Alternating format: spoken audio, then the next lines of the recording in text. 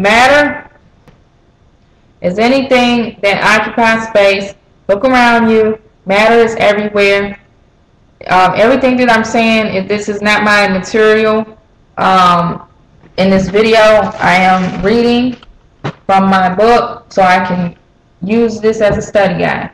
Matter is anything that occupies space. Look around. Matter is everywhere.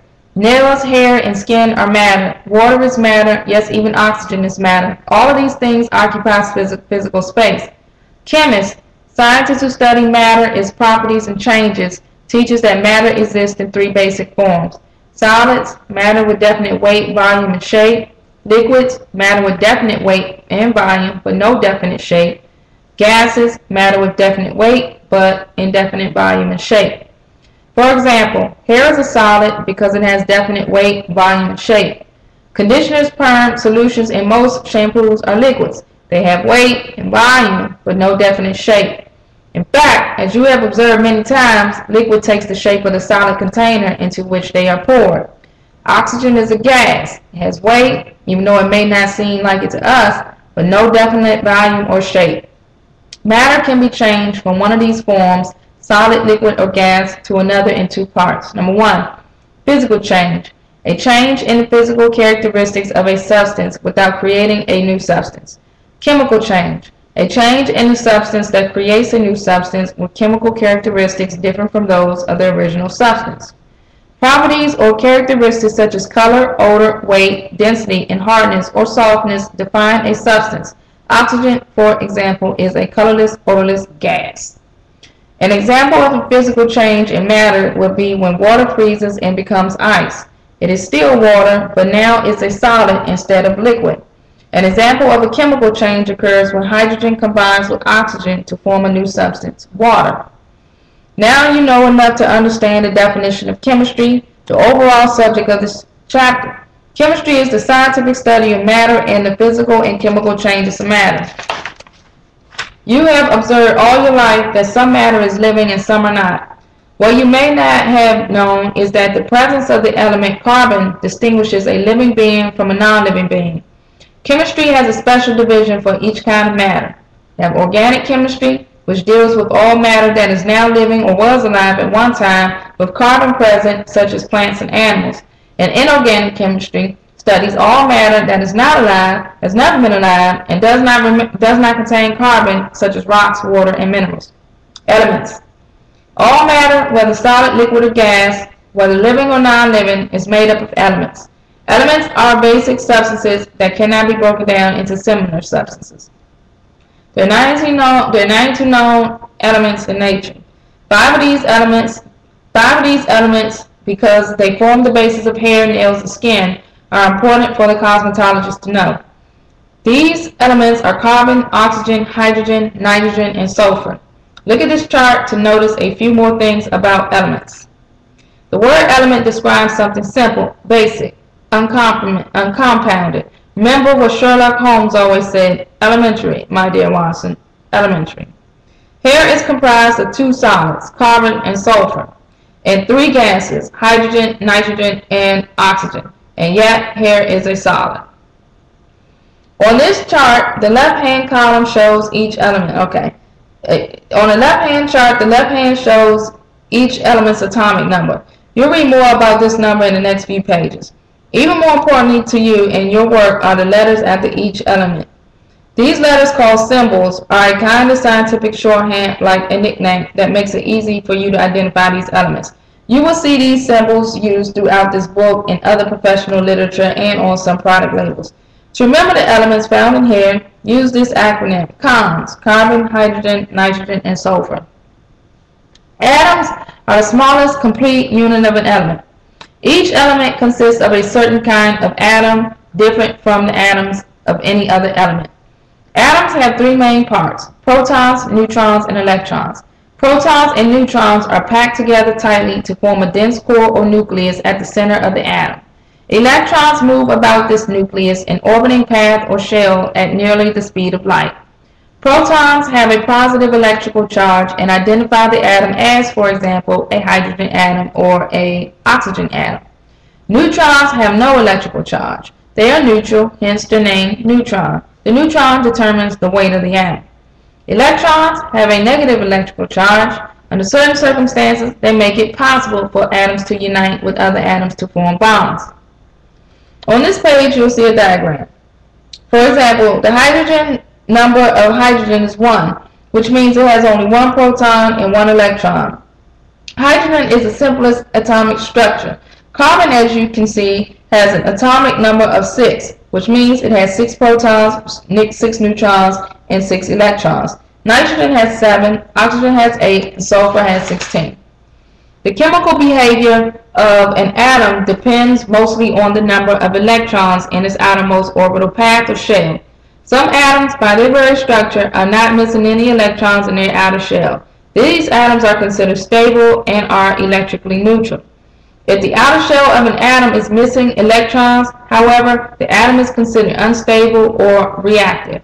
Unstable atoms seek out other atoms with which they can share electrons to complete their outer shell. When they combine, they make more complex units known as molecules. Now, molecules, when unstable atoms combine chemically by sharing electrons, they form molecules. A molecule is 2 or more atoms joined together by a chemical bond. If the atoms that combine are different, for example, an atom of hydrogen and an atom of oxygen, the resulting molecule is a compound. Different atoms joined together as molecules become the smallest parts of a compound. With an element, the atoms are the same. With a compound, the atoms are different. When 2 hydrogen atoms, each with 1 electron, combine with the oxygen atom and its 8 electrons, the result is the compound H2O, which is a water molecule. This is an example of 2 gases, hydrogen and oxygen, united to become a liquid. Chemical bonds. You are now somewhat familiar with the diagrams of the atoms of the 5 elements of air: carbon, oxygen, hydrogen, and nitrogen, and sulfur. These atoms combine chemically to create compounds that eventually create the proteins of hair.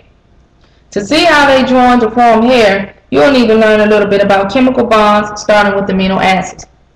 Amino acids are compounds consisting of carbon, oxygen, hydrogen, and oxygen. There are 22 common amino acids. These amino acids join together in chains to become proteins, which provide the chemicals the body needs for growth and repairing tissues. Although amino acids create all proteins, each protein is different because of the way it is put together. Hair is a form of protein called keratin. Keratin in hair contains 19 of the 22 common amino acids. In fact, hair is made up of 97% protein and 3% trace minerals. The chain, or the order in which the amino acids link together, makes each type of protein one of a kind. Also, the number of amino acids in the chain is important. For example, the 19 amino acids found in hair must all be present or the structure won't be hair. Peak peptide bond end-bonds. Now, the amino acids that create protein are linked together end-to-end by a peptide bond, also known as an end bond. The peptide bond is the backbone of all protein molecules. When 2 amino acids are positioned end-to-end, the acid of one amino acid attaches to the amino acid of another amino acid. The peptide bond forms when these 2 ends join. The polypeptide, poly means many, connects thousands of amino acids lengthwise to form a chain. In other words, here is the linking together of protein groups. You, as a stylist, will be altering these links. You need to know how your techniques and tools will affect your client's hair. It's very important not to relax hair under a dryer. The combination of the alkaline chemicals and heat could break these critical peptide bonds and destroy the protein structure. If they are broken, the protein chains separate into small fragments or revert to groups of amino acids that no longer have the characteristics of hair. Side bonds. Wow.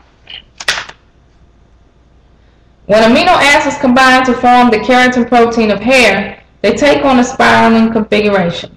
When these long spiraling protein chains are placed next to each other, they can be linked together by 4 side bonds. The 4 bonds holding protein chains together behave differently, and they each have a different purpose in building hair. The 4 side bonds created are the hydrogen bond, the salt bond, the disulfide bond, and the van der Waals forces. When giving chemical services, you are affecting all these bonds. In order to minimize damage to the hair, it is important to understand how the four side bonds work. First bond is the hydrogen bond, which works on the principle that unlike charges attract. Hydrogen bonding takes place when the hydrogen atom in one molecule is attracted to an atom of another molecule that has many negative electrons. Hair has many hydrogen bonds, which are individually very weak and can easily be broken by heat or water. Although the attraction in these hydrogen bonds is weak, there are so many of them in the proteins of the hair that they tend to organize the protein chains and give hair its shape. About 35% of the hair's strength is due to the millions of hydrogen bonds in its structure. A second type of bond between protein chains is the salt bond. This bond is also a result of the attractions of unlike charges. The negative charge in one amino acid group attracts the positive charge in another amino acid group. Salt bonds also help to organize the protein chains. They account for the 35% of the hairs is resistant to change and, like hydrogen, are not particularly strong. Since both hydrogen and salt bonds can be weakened by water, hair can be shampooed, set on rollers, and dried by heat into a new shape. When hair is saturated with water, the hydrogen and salt bonds are weakened, leaving the hair more pliable. Then by wrapping it around a roller under tension and drying it, the hair takes on a new shape because new hydrogen bonds and salt bonds are formed between the protein chains. However, this set is only temporary because exposure to water will break the new bonds. Even the humidity in the air can break the new bonds and restore the original ones. Styling the hair on rollers or performing a thermal style with a blow dryer and curling iron is referred to as a physical change, since it is only the physical characteristics of the hair that changes. The sulfur-containing side bonds, the disulfide bond, is the most important to your work. When these sulfur-type side chains join with other sulfur-type side chains, they form the disulfide bond. This bond is a chemical bond that forms between protein structures. A lot of your chemical services, particularly priming and relaxing, directly affect the disulfide bond by either breaking that disulfide bond or reforming it in a new shape. This process is a chemical change and creates lasting results. The side bond, known as the van der Waals forces, is based on the theory that atomic groups prefer an environment with other groups that have structures similar to theirs. This type of bonding is not important for your work as a stylist other than to know that it exists and plays a role in bonding protein chains. In other words, hair begins with individual atoms, the smallest unit of matter. 2. These atoms unite by sharing electrons to become molecules of amino acids. 3. One end of one amino acid bonds to the opposite end of another amino acid to form the peptide or end bond. The amino acids creates polypeptide chains. The individual protein chain bonds side to side. The individual protein chain bond side to side to other chains by hydrogen bonds, salt bonds, disulfide bonds, and van der Waals forces. The individual protein chains bond side to side to other chains by hydrogen bonds, salt bonds, disulfide bonds, and van der Waals forces. The bonding of protein chains to other protein chains makes human hair.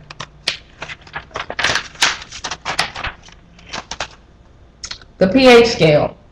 The pH scale, potential hydrogen, is the unit of measurement that indicates whether a substance is acidic, neutral, or alkaline.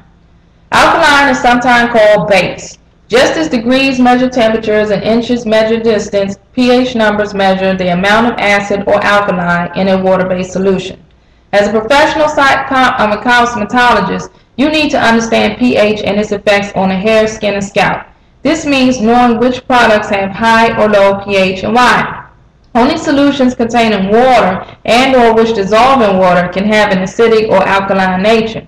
A solution is either acidic or alkaline depending on the number of positive hydroxide ions or negative hydrogen ions it contains.